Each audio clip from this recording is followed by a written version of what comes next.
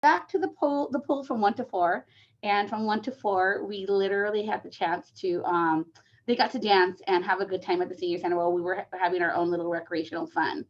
And so the reason why I have this picture, it's not the best picture of seniors, but they're actual Montebello seniors. And in my career, I started off working as a summer youth employment worker for the city of Montebello. Moved up the ranks through the years, and I was actually assigned during a difficult economic time in our city to work at the senior center. And so I kind of went kicking and screaming because although I was doing rentals and I managed their budget, I didn't have any hands-on experience in that moment when I took over senior services for them. So to my surprise, my grandparents had since passed. I get there and their friends are still there. So this is Barbara, Lucy, and Evelyn, and they were my grandmother's friends when I was a child. And the cool thing is that Barbara Rush, she's in the red, she was actually still a president of a senior club. So this is like many years later, a couple of decades in between. And the most amazing thing and the sad thing that I came to see when I got to the senior center was that it was almost the identical programming that my grandparents experienced. And so that was kind of a little disappointing because I was like, oh my gosh, we haven't really changed anything up. And no one's really noticed in our department that that's really happened. My predecessor had been there for about 25 years. And so just nothing had really changed. So I thought like there has to be a different way. Coming from youth programming and adult sports and all that kind of good stuff and special events, I was like, there has to be a better way. So I went in with eyes wide open and really wanting to make a difference in my community. And so that's a little bit of my why. I mean, my story. And then my why is personally love being involved in our profession because my why is we really get to make a difference every day. Whether it's helping our patrons or the lives of a senior or a child or a family, but also great staff and really making a difference in how staff improve and how they get to move on and really help them with their goals. So just a little bit of my why. I always think it's important to do that, a little bit of a background story. And Michelle will also be looking out for our chat. So if you have questions along the way, please don't hesitate to use the chat to communicate. So I said, meet me at the senior center.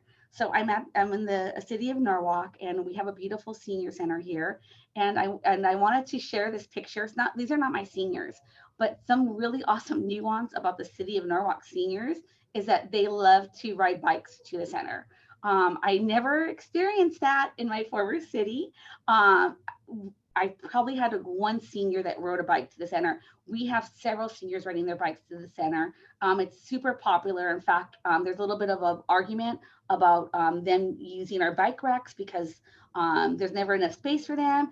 And there's a little bit of vandalism sometimes. So we actually started a pilot program where they got to walk their bikes through my lobby to our indoor or outside patio that's enclosed, and so we have a bike rack out there. So just some little nuances. If you're in senior services, you have to change things constantly, and so I just wanted to share that little nuance about my center.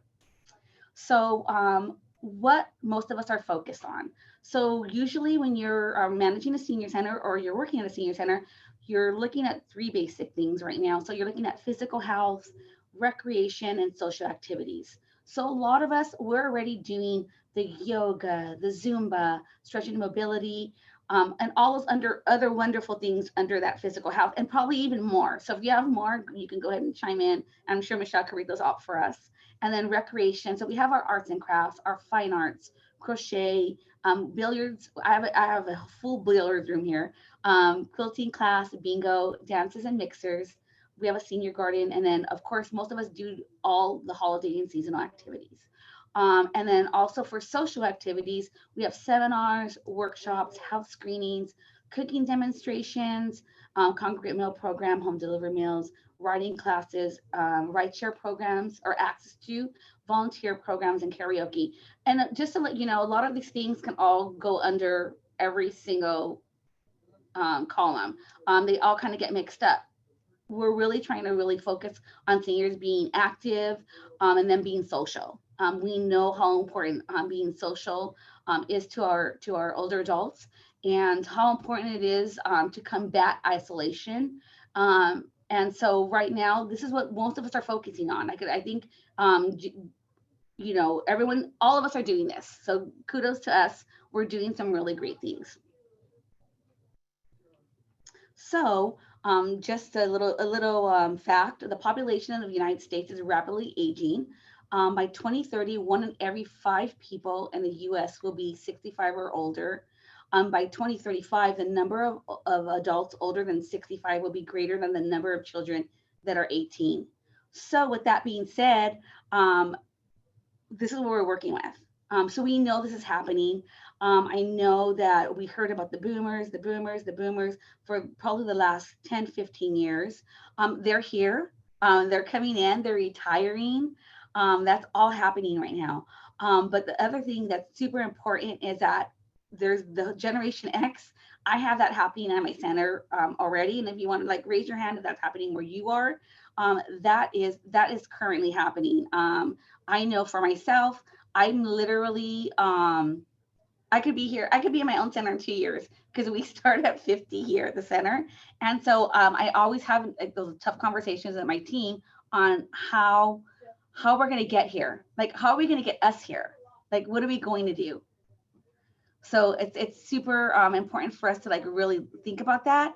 And let's look at social changes and innovations.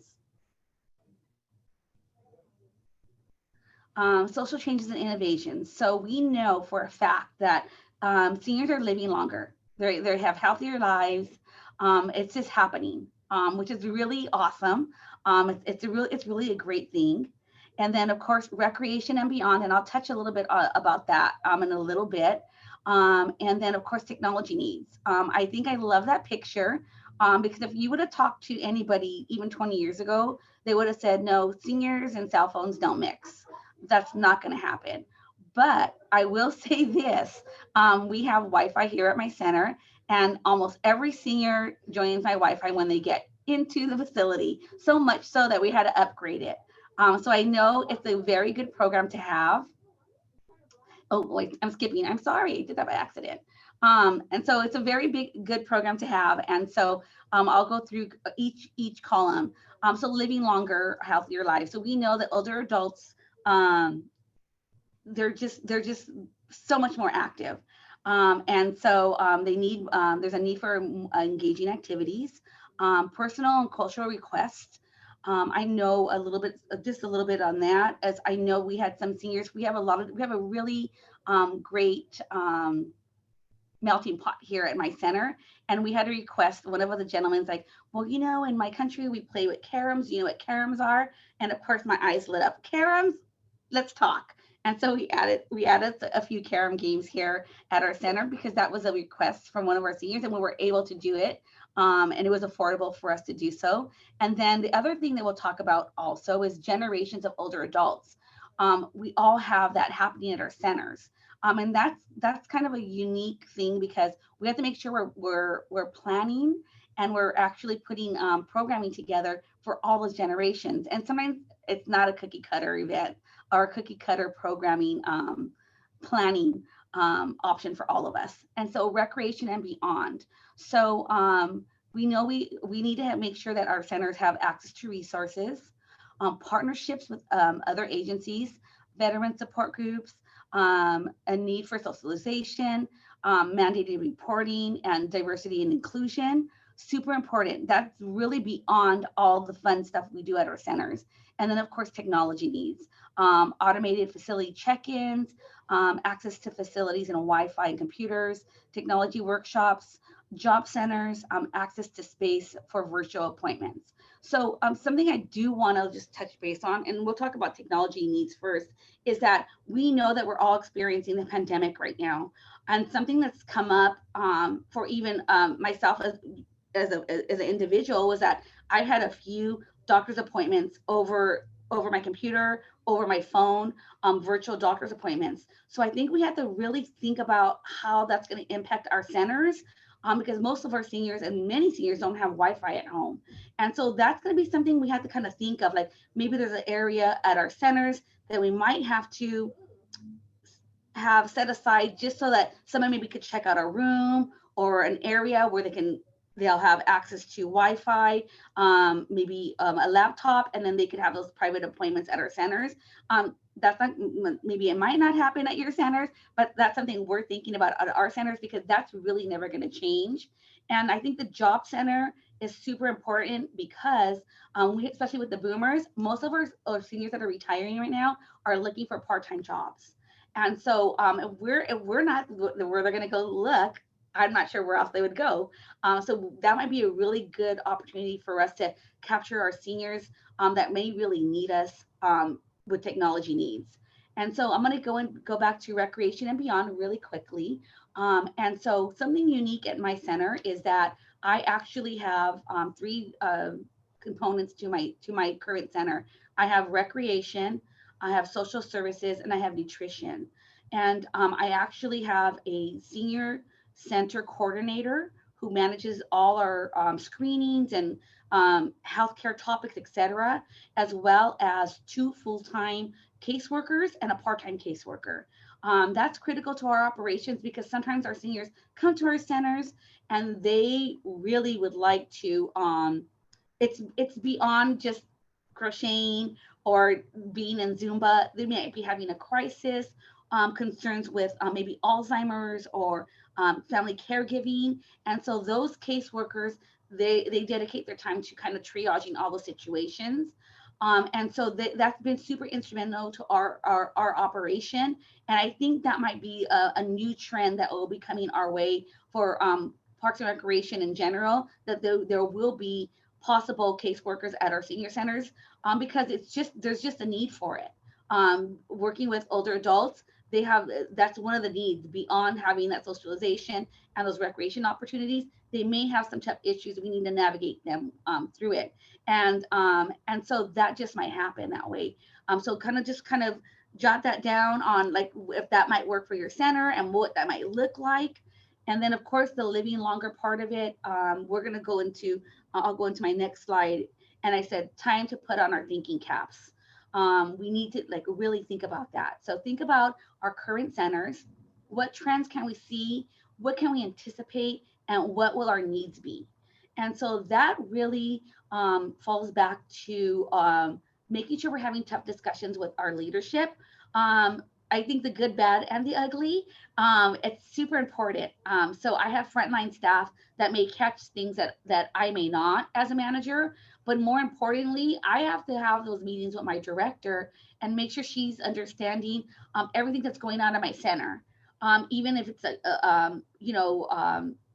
it could just really be anything, but what I maybe need in the future, what trends I'm seeing, I need to communicate those trends because she's not thinking about senior services trends and what's coming our way. She's thinking about the entire department, and we need to make sure that we're those advocates. And so the other thing is trained staff. I think that we need to really make sure it's a special animal when you're working at a senior center, and we need to make sure we're training our staff to really work with that demographic. What are we doing to do that? You know, if it's not out there and it's not maybe CPRS hasn't offered that, how are we going to train our staff to do that?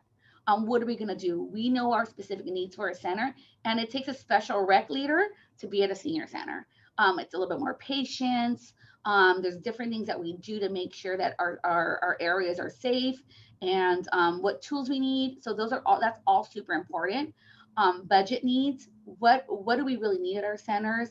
The big items, the small items, and that takes me to capital outlays. Some of the larger projects you want for your center. And then even if you don't get to have capital outlays or not allowed to request any money, still have that discussion with your leadership. It's super critical. And of course, our directors will be talking to our city managers and so on. And so that's why those conversations are super important.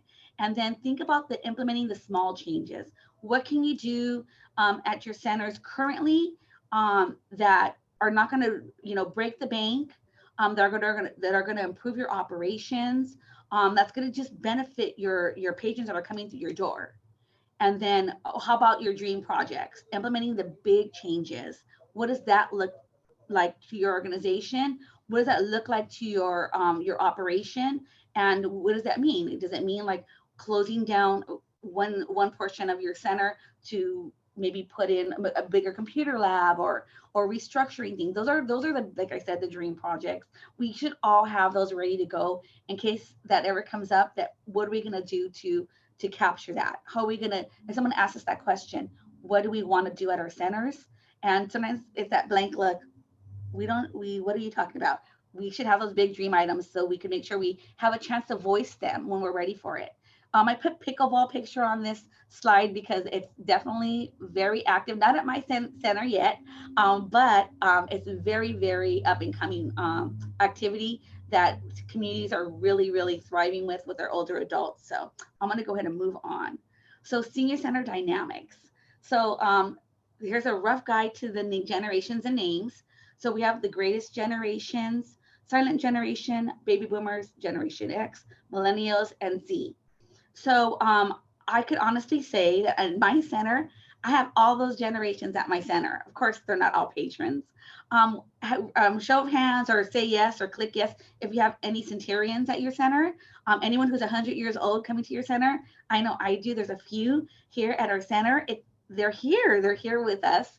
And then we have, and then of course, I have staff that are Generation X, and I have staff that are baby boomers and silent generation, if you could believe that.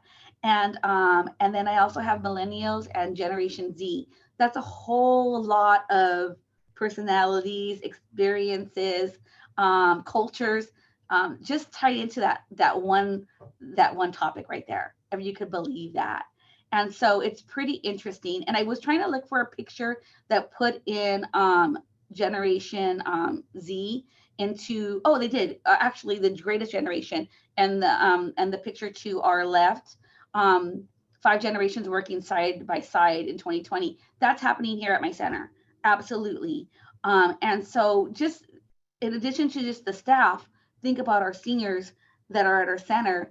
And I have adult children coming in with their parents, and I also have grandchildren coming in with their adult grandparents, and so that's where we're at right now. So there's a lot to be said about that. We have to really be cognizant of our programming and really think about what's going to be what we want to do for the next maybe 10 years, the next 5 years, that are going to be so impactful in a good way. We really have to take that into consideration. So it's super interesting. I'm sure some of you have the same dynamic that I have, but this is just where we're at. So I know probably over the next 10 years, the baby boomers are definitely here at our centers, and then Gen Xers are definitely coming in. I think the majority of us are 50 and over senior centers. And I know that this is the trend right now. So the baby boomers are definitely here, but our silent generation and our greatest generation are still with us.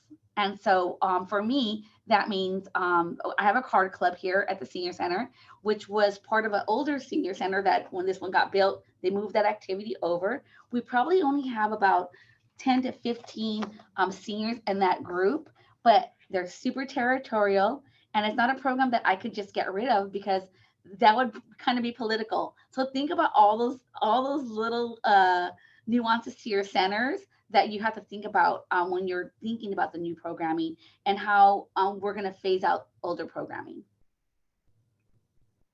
And so innovation and changes that fit our communities. So we know we're planning for generations. 3 to 4 generations are at our center. We know we have to train our staff.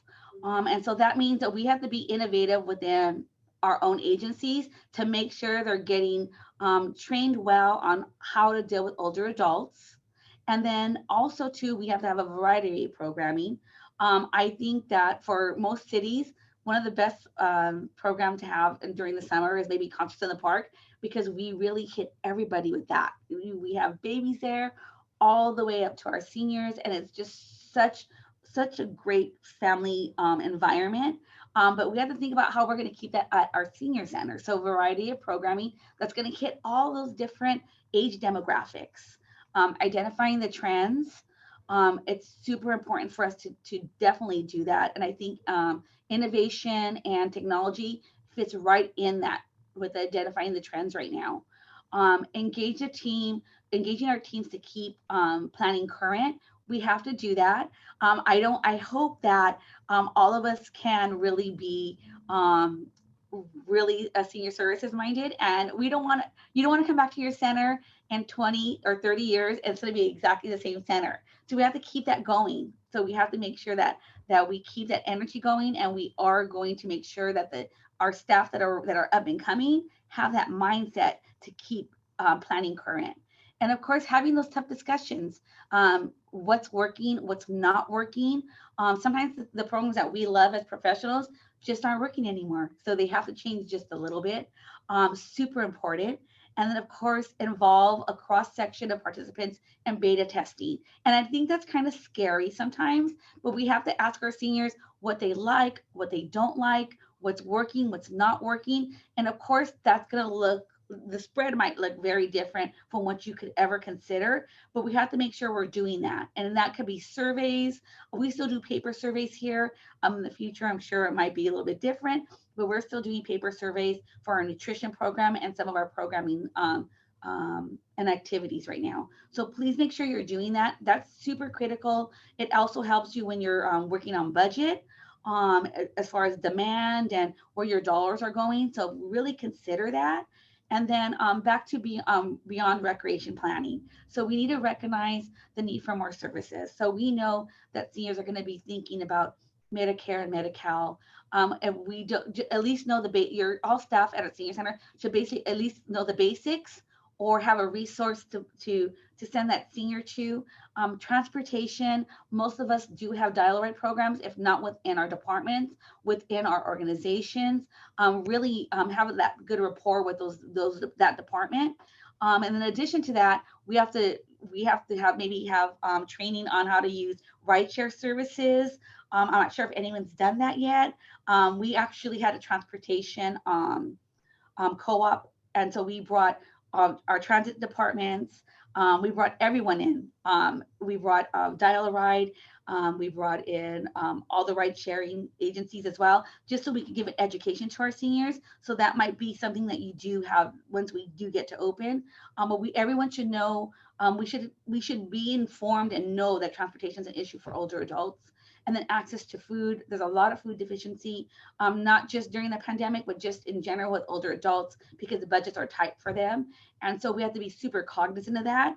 And I know every agency in every city is a little bit different, but in some cities, that's a huge disparity. There's a lot of food deficiency. So really think about who your partners are in your community for food, whether that be food pantries. We have a food pantry within our department, but we know our other neighboring food pantries for our seniors right now. And so being able to make sure you spread the information out so they know where to get the food, access to food. And then housing, we do have a lot at our center in particular, seniors who just really can't make their ends meet. There's a program in our agency where they do assist with rental assistance once a year. So if anyone's having a hard time with that, we do help with that. But of course, there's always seniors who maybe need housing. And I'm sure most of our cities do have senior apartments and senior housing units.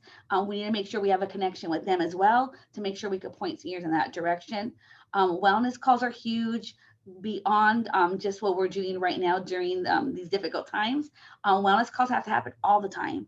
And that's for the seniors who are not coming to our center. Make sure you consider your senior center not just the brick and mortar where you're at, but I always like to tell my team, hey, we're the senior center, but we're senior services, and it's beyond our walls. Who are we helping beyond our walls? And really building our resources. If we don't have the staff, if our agencies don't have the staffing to have casework or experts in Veterans Affairs, et cetera, then who are our partners? What resources can we build to make sure that we at least we have access to that? So really creating those partnerships, and a staff, caseworkers, partners with local agencies, that is critical, especially in tough budget times. We have to really make sure that we just reach out. Some of our local churches, there's a lot of nonprofits in most of our cities. We have to make sure that we are creating those partnerships.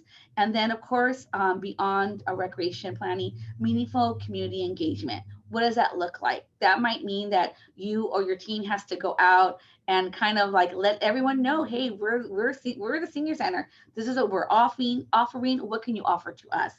Really making that engagement happen. And facilities and operations, having an inclusive design. So I'm super fortunate to be in a beautiful building that has breakout rooms and a NPR that accommodates up to 200 seniors eating nutrition when our doors are open. But really inclusive design. So when you have the opportunities, if you're an agency that's going to be looking at building a senior center, what does that look like? An inclusive design, not only for your facility, but also your furniture. Something that we do here is that even all our chairs in our lobby and in all our breakout rooms, they're bariatric chairs. We make sure that they're heavy chairs. Seniors need a lot of assistance maybe getting up. They lean our tables. If we have flimsy tables, that could be a safety issue. So we think about everything when we think about our senior centers. And then common vision. Hopefully everybody here has goals for their senior center and what you want to do. We created ours this year, and I'm going to be having a meeting with my team about our goals. And that just comes up with a common vision for your center that aligns with your department. Super important. And so I think that's super important, super pivotal to make sure your center is going to be successful. And so, of course, planning for shifts in demographics that impacts facilities and programs. So I know at my center, there's a definite shift in more Spanish speakers at my center now. And so we also have Tagalog, a big Tagalog community that comes, a Filipino community. And so we have to like really work on who our partners are to translate for us. And so you think about all those little shifts in demographics that might impact your facilities and your cities and your programs. And so that's super important. And then advocate. You have to be an advocate. I know beyond being an advocate for senior services within these circles through CPRS and within my own agency, I'm an advocate for senior services when I'm plain clothes, when I'm just Janine Andrade, just the resident. So we have to be advocates. We have your ears open on what's happening out there. Goes back to the trends. And really be an advocate for senior services in general. It's not something you just get to turn off. And so be a really big advocate for the things that we need in our facilities and our operations. And then building a rapport and being able to communicate with our leadership. I touched on it just a little bit before, but they have to be keen and really understand where we are with our facility and our operations. We have, because of COVID, we are adjusting some of what we do obviously right now, and so we have to be able to communicate that. We have we're going to completely transition our Thanksgiving luncheon. So usually Thanksgiving happens here at our center, and that can't happen this year. So we are having a caterer prepare hot meals that we're going to be sending out at 50 delivery, and another 50 they're going to be picking up. Usually we serve about 300 people, so that's downsizing. We had to let my boss know that we couldn't do all the 300 this year. We couldn't, obviously she knew we couldn't be in person, but I know council really wanted us to see what we can do, and so they were on board with us. It was, of course we want everyone to be at our center. Couldn't happen this year, but those are still tough decisions. We were making it work. So those are even the smallest things have to go up to our leadership. So please make sure you build those rapports. It's super important for us to do that, so they really understand why we can't do certain things. And then of course partnerships at a larger level. So AARP has age-friendly communities. I encourage everyone to make sure their city's part of it.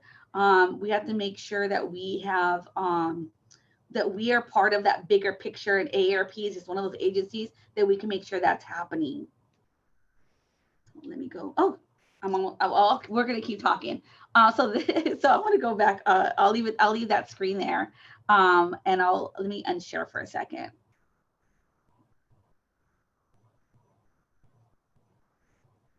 Oh, no.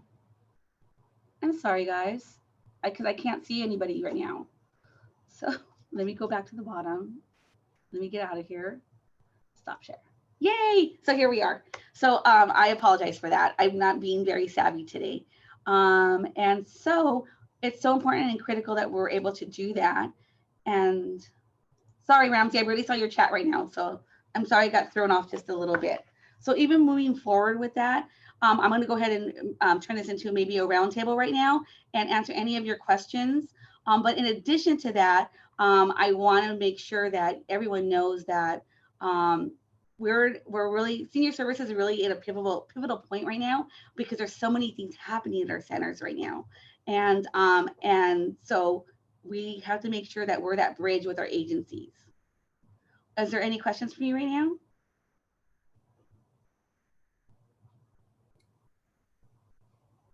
Do not hesitate to use the chat room to raise your hand. There you go, Perry. Yeah, hi. I was just wondering, you talked a little bit about how your programming will change for Thanksgiving, but I was wondering if your senior center is currently or was closed, or kind of some other programming that you've had while the seniors have still been on a stay-at-home order. We have been completely closed to all of our seniors right now, and so that's been really tough on us. We went from serving 180 seniors here at our senior center for nutrition, and 135 home delivered meals to 600. It ballooned hugely. And so our whole entire operation right now is senior nutrition. I feel like we can't catch up to everything. But what we've done is we've actually been sending out holiday crafts. We delivered to them. And so I wish I should have got that picture ready for you all. But we had, they're actually putting their kits, their craft kits together and leaving them on their porch or in their windows so we could check them out. So what we do is we share that with our council to let them know that that's what we're doing. We also have been, we're still bringing in our entertainment. And I was a little bit concerned that they were going to cut some of my budget during this time, but we still have funding for, we still have our funding for our center right now. And so we're hiring our entertainment. They come in, they pre-record, and then it gets shared on our local cable on a certain day. So we'll let our seniors know. We'll send snail mail, and also with our deliveries for their meals, we'll let them know, hey, this is the day we're going to be on TV. The music's going to be on. And so we've been doing that for every holiday. And so that's really been successful for us. Something we're going to be starting on Thursday, and I believe we stole it from the city of Ontario. We're going to be having a birthday drive-through quarterly. And so our staff are working on signs. Our whole lobby's turned into an art center for my team. And so we're going to be having that drive-through on Thursday. And so we've been really trying to keep them engaged. We've been very unsuccessful with getting them to be on Zoom calls. We've really tried to do some mental health conversations and bring in some other health professionals. But we definitely, once we open, we have to hit the Zoom hard. We have to get them technologically savvy. My seniors are just not there. I know there's some cities that are super successful with them, but I think there could maybe the baby boomers that are really participating. But we have a lot of older generation seniors here, and they just can't do it. So that's a really great question. Thank you. Any other question? So something I did touch on just a little bit was that I do have 3 components to my center: senior services, social services, recreation, and nutrition. And I think that that involves the caseworkers. And so I know that not all of us have that time to dedicate our time to the seniors who's maybe having that crisis in that moment. So my caseworkers are my go-to people to make sure they're helping those seniors. In addition to them making appointments with our caseworkers if they need help with reading their mail or a form, our caseworkers will also go out with other departments, community development is one of them, as well as code enforcement, because we have a lot of seniors who are hoarding in our community. So our caseworkers from our center will go out with those other divisions if it's senior related. So I talked a little bit about making sure that we're programming and we're providing services not only in our building, but beyond our walls of our center. And I think that's super important for the future of our of senior centers, and really making sure that we're open to that. And there's all kinds of different trends that are coming up. Is anyone looking at a trend in particular that we could kind of like highlight right now?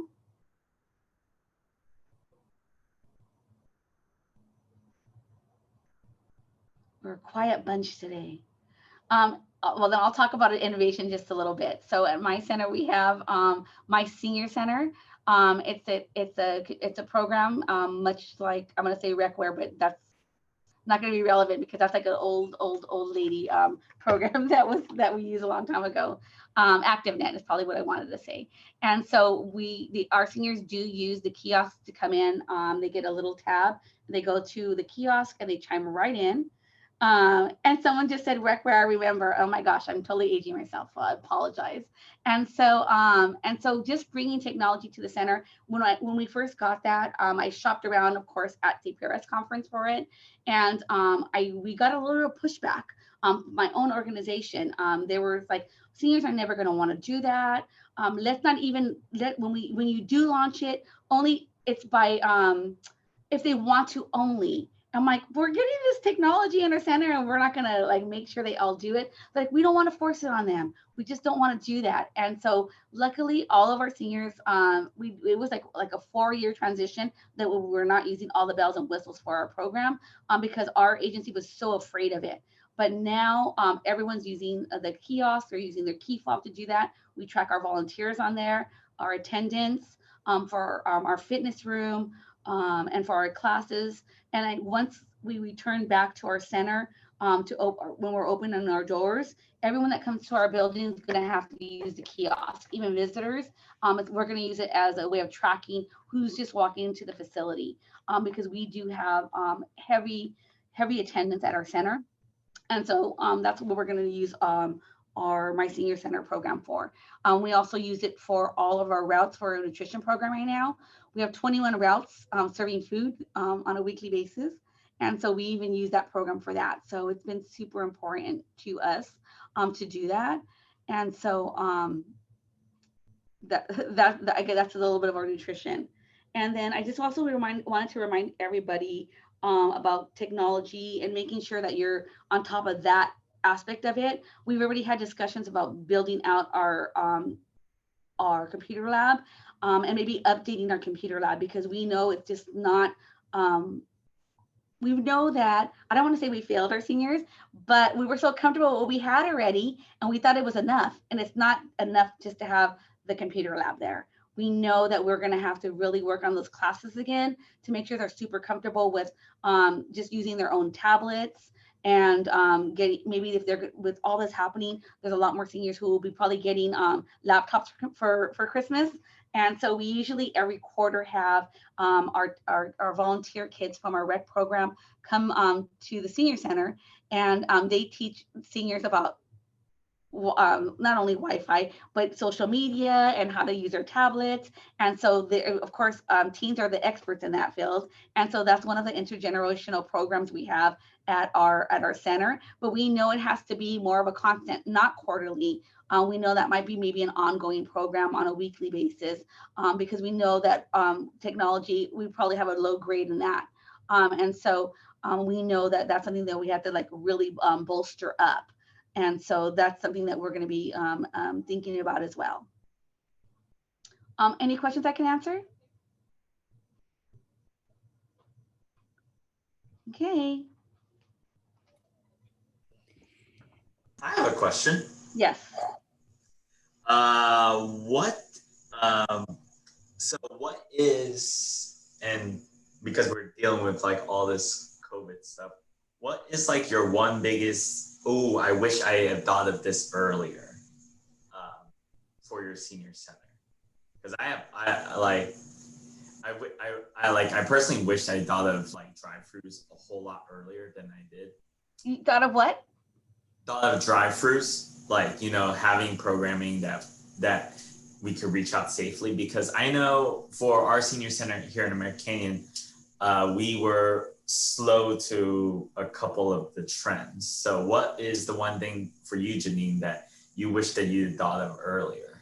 I really wish that I would have pushed Zoom classes for our seniors prior to this happening. And there's really no reason for it, because we've been using it in our agency for at least a year. And even with CPRS, even more so, we use it on a regular basis. I think that as a team here, we just didn't think our seniors would be interested in it.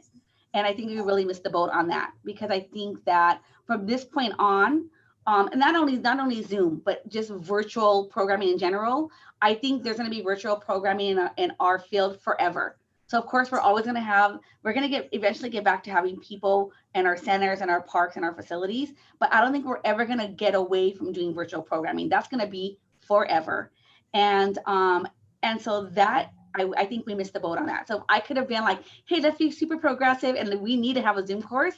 I think I missed the boat on that. And then really getting them super comfortable with it. So I know that we're going to hit that really hard. And so I think we really missed the boat on that. Yeah, I've already put it in my budget that I need like a really tall iPad stand so that it could, and I'll probably put like a little name badge over it that just says, hi, I'm virtual. I'm the virtual senior center. I love that. I think that that iPad stand is gonna have to go and follow every single class that we do, so that we create like a constant library. I just don't know how technology wise we do that, because I mean the easiest way would just be to set one Zoom meeting for every single class and then just put that out. But then you run the risk of pirates. Yeah. Yeah, that's really interesting. And Jennifer did say, she's writing me now. She's like, I wish I could speak. I'm on a computer that is not allowing me to do so. That was me a few weeks ago in Norwalk. I was just beginning to Zoom and in person our classes. So she was being super progressive. Jennifer, if you could just chime in on what, just type what city you're with. I think I totally missed the boat on that. And I kind of like makes me a little sad. Oh, Yountsville? Very cool. So thank you, Jennifer, for chiming in. I do think we definitely missed the boat on that one for sure. And I think COVID's going to make or break some of us. And so we're all on the call, so I think it's making us. And so I think that we have to be really, really think about what's coming up in the future. And I think anyone who's using anything virtual for us right now are people that never stepped foot in our center. I know that even a lot of the seniors, a good percentage of the seniors that we're taking home delivered meals to never visited my center. And so I'm wondering, once this ends, are they going to be new clients for us, new patrons for us that will come to our center, or is it just this time period? So it's interesting to see that part of it. We really don't know yet. We really don't know. I know personally, I'm preparing. Not for, as soon as we say, oh, the senior center is open, I know I'm preparing not for like a mad dash of people like lining up and saying going in, but more so like the slow trickle in effect, like where people are just going to be coming in a little bit.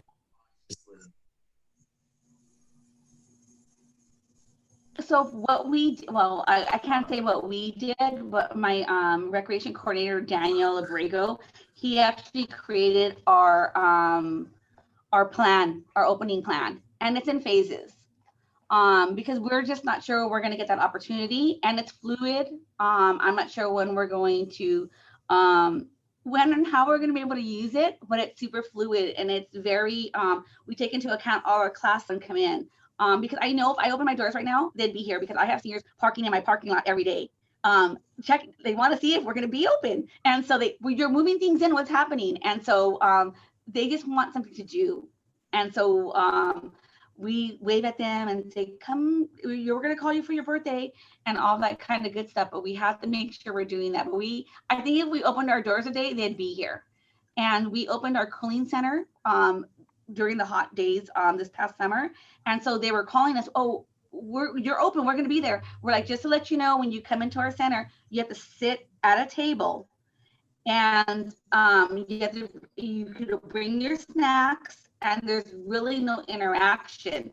And so we had, like, at the max 4 people at our cooling center, because they're really missing that interaction, totally missing that. Interesting. I see Laura saying, yep, absolutely. They'll probably like break down the doors just to get into the centers, but we're just not there yet.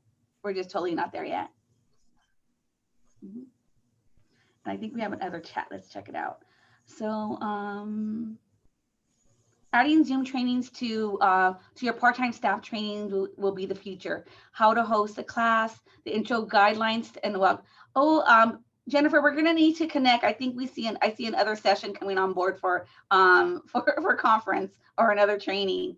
It's super important, and because I'm not sure if everyone on the call is in senior services, but we really have to think about having those rec leader trainings for senior services, because it's, like I said, it's a completely different animal.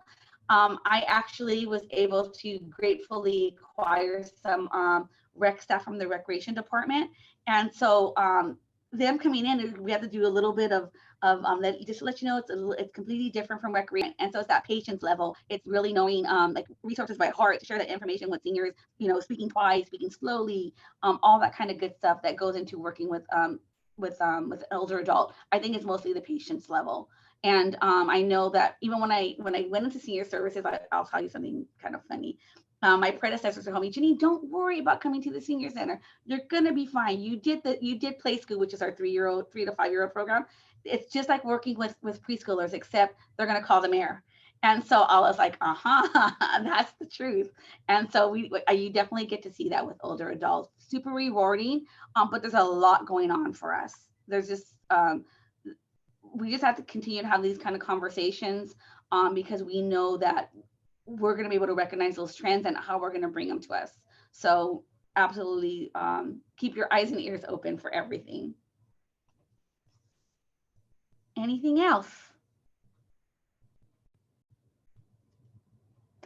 Well, that concludes my time. I appreciate everyone being on today. I'm sorry if I went a little too fast. I speak fast. I can't stop myself sometimes, but I really appreciate y'all being on the call. I'm always available if anyone has any questions about senior services. It's just an exciting time to be in this field. Janine, thank you so much. Thank you all for being here. Right at the beginning of the chat is the session survey. Please fill it out. Please let Janine let her know what an awesome job she did. Sorry, I can't speak today. And your CEU survey is also there as a link. Thank you all again. Thank you, Janine. Have a great rest of your day. Can you resend that, Michelle? Oh, the links? Yeah, because if you enter a session a little bit later than the start, you don't get it from the beginning. Sorry about that. Good point. There you go. Just put them in there again. Sorry about that. There you go. You guys have a great day. I'll leave the chat open for a second so you guys can all make sure you get that link. Thanks a lot. Thank you all. Have a great day. Thanks, Janine.